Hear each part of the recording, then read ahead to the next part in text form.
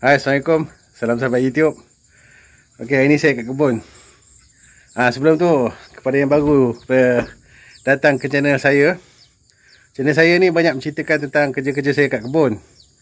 Kan, dan konten yang lagi satu adalah cerita-cerita tentang saya punya hobi. Hobi saya ni kadang-kadang pergi off-road lah. Dan sejak 2023 penghujung, kan, saya ada buat kajian-kajian tentang kajian-kajian kitab ni lah kan. Tu pun apabila saya berkelapangan ataupun apabila saya berjumpa dengan perkara-perkara yang menarik untuk saya kongsikan lah. Sebab saya bukan orang kata ustaz ke apa ke, pekaji kitab sepenuh masa ke. Bukan. Ada masa-masa tertentu je. Hari ni saya datang nak tabur baja Haji Mino kali kedua. Inilah keadaan kebun hari ni. Rumput pun ada yang kembali hijau.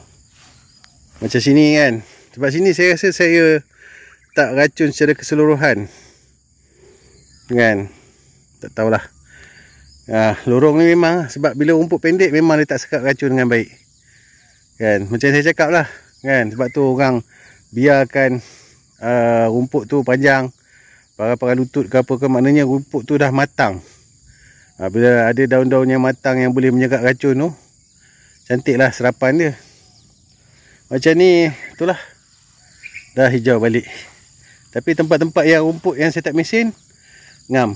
Kan? Racun makan dengan baik. Macam ini kan. Lorong ni, saya mesin sebelum puasa. Lepas tu pertengahan bulan puasa, saya tak racun. Saya racun cuma sini je. Kan, lorong sebelah sini. Jadinya hasil dia, bila kita racun, dia dah cukup matang. Makanlah racun tu. Maknanya dalam sebulan jugalah. Kan, dalam 3 minggu ke atas, daun dia dah cukup matang untuk serap racun, mati lah. Tak apalah tu. Jom kita tabur baja. Baja Haji Mino ni saya tabur, kalau tak silap saya, bulan 2 hari tu. Kan, sebelum bulan puasa apa semua. Dalam bulan 2 ataupun hujung bulan 1, saya pun tak ingat. Kena tengok balik video yang mana saya tabur baja Haji Mino ni. So ni adalah kali kedua lah saya nak pakai baja ni. Kan, baja yang jenis butiran ni, dia berkesan apabila ada hujan je. Kalau tak ada hujan, dia orang kata baja folia lebih berkesan lah. Jadi kat hujung-hujung musim tengkujuh ni, kan, rasanya dah masuk musim peralihan dah kot. Rasanya bulan 4 dah start musim peralihan. Tak apalah, tak kisah. Selagi ada hujan kita pakailah kan. Sebab saya kalau ikutkan, saya nak simpan baja ni, nak tabur dekat bulan 7, 8, 9 tu. Sebab saya menjangkakan kan macam mana laporan kaji cuaca apa semua, ramalan-ramalan tu yang mengatakan kita akan panas berpanjangan sampai bulan 5 apa semua tu. Kan. Jadi saya pun kalau ikutkan memang saya nak simpan je baja ni dulu. Kan, nak pakai bulan 7, 8 nanti. Tapi bila dah ada hujan ni, kita tabur je lah. Kan, simpan lama-lama buat apa. Dah masuk musim peralihan bulan 8 nanti kita beli lain. Kan, ini kita pakai dulu, perhabiskan. Jadi baja ni pun dah kurang separuh. Mungkin saya pakai sikit lah, janji tabur. Sebab di luar musim tengkujuh ni, ada kalanya saya akan datang sembuh baja folia. Lagi yang tak pernah tengok baja Haji Mino ni, itulah rupa dia. Orang kata baja biji kopi ni. Bau dia memang macam bau kopi, tapi tak adalah dia dibuat daripada kopi. Kan. So baja Haji Mino ni, kandungan NPK dia secara ringkasnya 20%. Tapi dia bukan 20-20-20. Kan. Tapi dia kata S tu 20%. Lepas tu Haji Mino ni, dia juga mengandungi asid humic, asid amino. Kan. Jadi dia boleh katakan lengkap lah untuk pokok. Kan. Jadinya baju kopi ni biasanya NPK dia tak lebih 12. Kebanyakannya NPK dia 12 ataupun 8. Tapi untuk yang ni dia kata 20%. So susah jugalah nak kata apa dia kan. Okey, ni pokok cempedak saya lah. Pokok cempedak saya ni dia kecil sikit daripada banding yang tu. Umur selepas tanam dia sama, tahun 2023, lebih kurang bulan 8, bulan 10 macam tu lah. Saya pun tak ingat sangat lah kan. Umur dia maknanya belum cukup 2 tahun lah. Tapi yang belakang tu memang besar kan. Dia galak sikit, tak tahu kenapa. Yang ni dia kurang sikit lah. Lepas-lepas musim tengkujuh itu hari, dia kuning agak teruk kan. Saya rawat dia dengan magnesium sulfat tu sekali je kan. Ni dia dah hijau ni, lebih kepada saya banyak bagi rawatan Kitosan Plus kan. Jadi itulah kan berkenaan dengan pokok cempedak ni. Jom tabur baja. Baja saya nak pakai tak banyak, lebih kurang banyak ni je untuk satu pokok. Tabur dekat pertengahan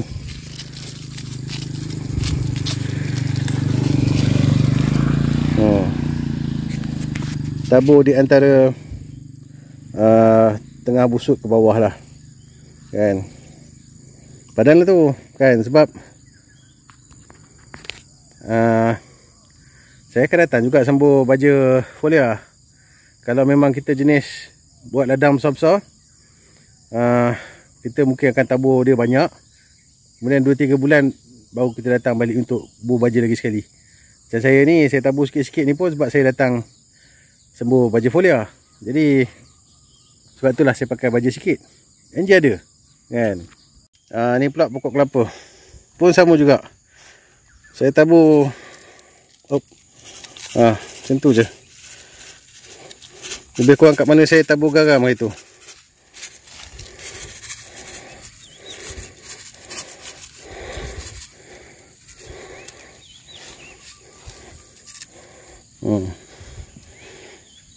Macam mana saya tabur garam, macam tu lah. Saya reservekan bahagian pangkal pokok ni kepada semburan folia. Garam kasar yang saya tabur hari tu pun tak larut habis lagi. Ingat nampak macam kaca kan, tapi bukan kaca lah, tu garam kasar lah kan. Yang halus-halus habis lah, hancur lah. Dah kena hujan lah daripada hari Khamis minggu lepas kan. Ni pula pokok jerin. Pokok jerin ni pun sama lah, cuma kita tabur dekat sikit dengan pangkal sebab akar dia mungkin tak pergi jauh lagi.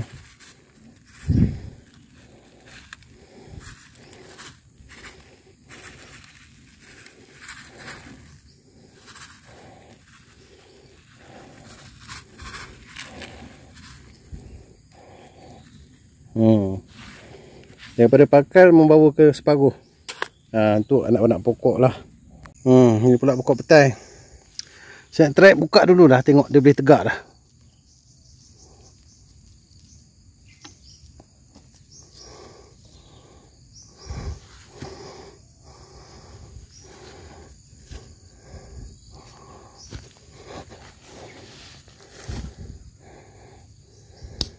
Patah. Nampak gaya ni tak tegak lagi.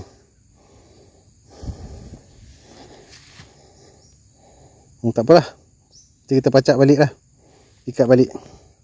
Ok, dah ikat dah. Tabur baja juga. Nampak gayanya lambat lagi lah kita nak buka dia punya tiang pengasuh tu.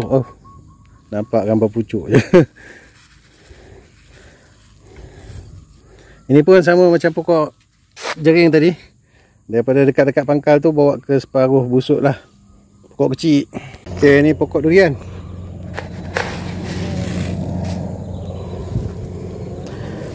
Samalah kita tabur dalam dia punya pot ni.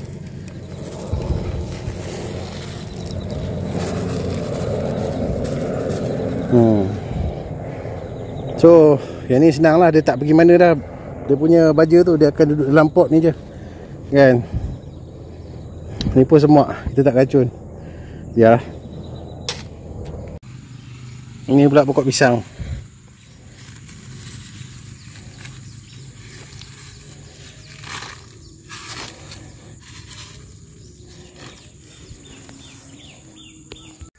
Okey, yang ni pula pokok mangga harum manis. Kan, saya ada bela harum manis 3 pokok. Lepas tu susu gold sepokok. R2E2 3 pokok. Lepas tu gajah merah, udang merah dengan mangga king sepokok. So ada 10 pokok lah. Mangga harum manis ni kalau ikutkan, saya dah pangkas masa nak musim tengkujuh itu hari. Masa nak penghujung musim tengkujuh. Ni pun dah naik tinggi dah. Kalau ikutkan, saya tak nak simpan dia tinggi-tinggi. Kan, nak buat dia sekaki. Tapi sebab bila-bila masa je mungkin musim kemarau. Oh, ini pun dah silang-silang dah. Tak apalah.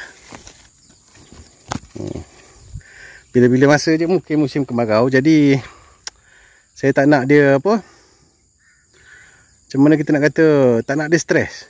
Kan, mungkin saya biarkan dulu. Kan, ataupun mungkin jugalah dalam seminggu 2 ataupun hujung bulan 4 ni saya pangkas lagi sekali lah kalau ada musim hujan. Kan, harap-harapnya ada lagi lah musim hujan. Sebab ni cepat pula dia naik tinggi .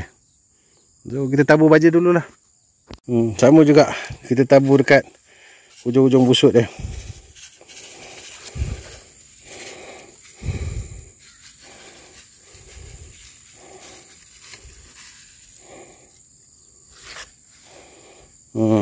Busuk dia saya buat kecil je sebab pokok mangga ni memang terkenal lah tahan banjir.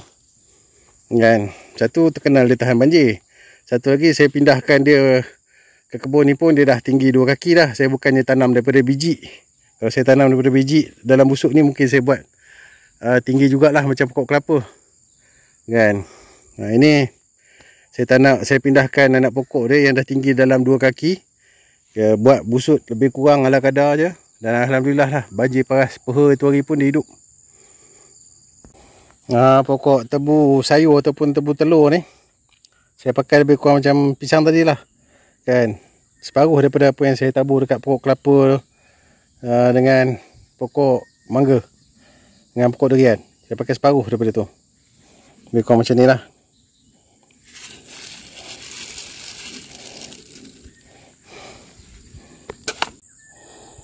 Dan yang last sekali pokok star apple.